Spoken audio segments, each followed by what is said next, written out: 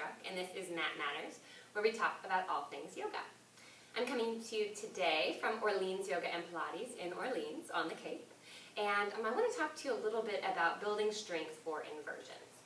And in particular, I'm going to show you 3 prep poses or strength building poses for shoulder stand, headstand, and handstand. With all of these poses, you want to be somewhat familiar with the inversions that go along with them before popping up into them. Doesn't mean you have to be able to come into the inversions, but that you've played with them a little bit before in class, under the tutelage of a teacher who kind of knows what they're talking about. Right? So just make sure you're not coming into them completely blind and that you've played with them a little bit before in your practice.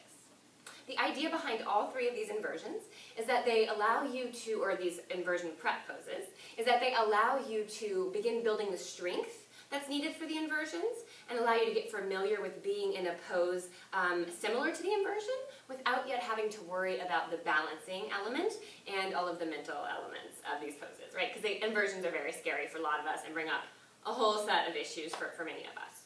Okay, so this is a great way to build strength at home, and I recommend if you're working on a particular inversion, doing the prep pose that corresponds with it like every day to build that strength and begin getting more and more comfortable upside down. Okay, so I'll show you the three versions of this same kind of pose for each of these poses. So it's been called, I've heard it called an L dog, I've heard it called wall dog, I've heard it called pike prep, right? So there's all these different names for what we're doing.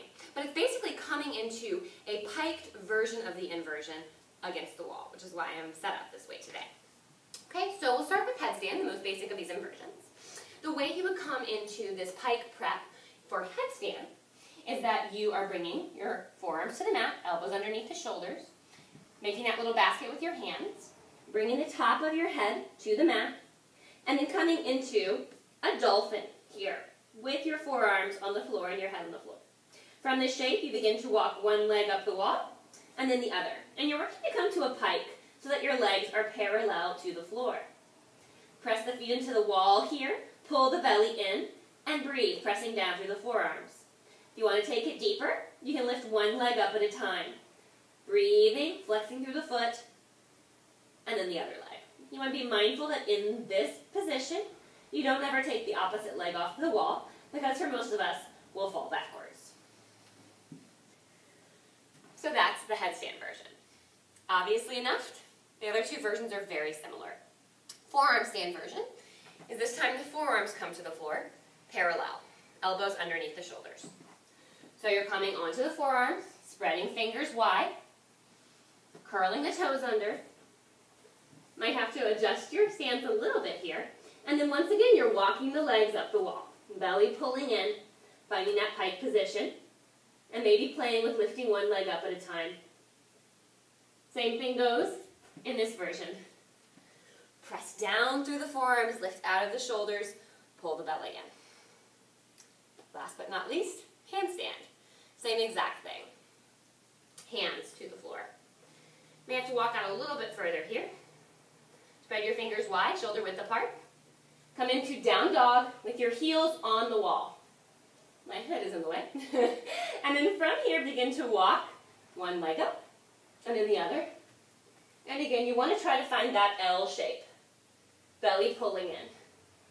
And breathe. And same thing there.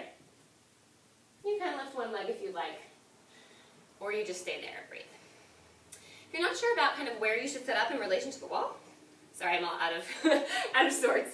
If you're not sure where you should set up in relation to the wall, it can be helpful to first sit in kind of this L shape right against the wall, because this is what you want to be doing when you're upside down.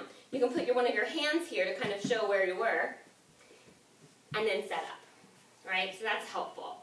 You may have to adjust a little bit, but that's like a nice guideline for setting up. And then again, heels on the wall as you begin to walk up.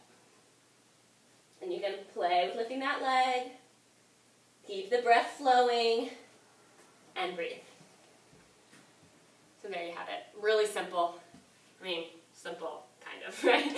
Hard in terms of the muscular strength it takes, but simple in terms of the setup and how straightforward it is, and how much less scary it is than the actual inversion that corresponds with it. So have fun. Build that strength, a lot of core, a lot of upper body, and a lot of mental comfort that we're trying to build up as well. Enjoy flipping your world upside down. Namaste.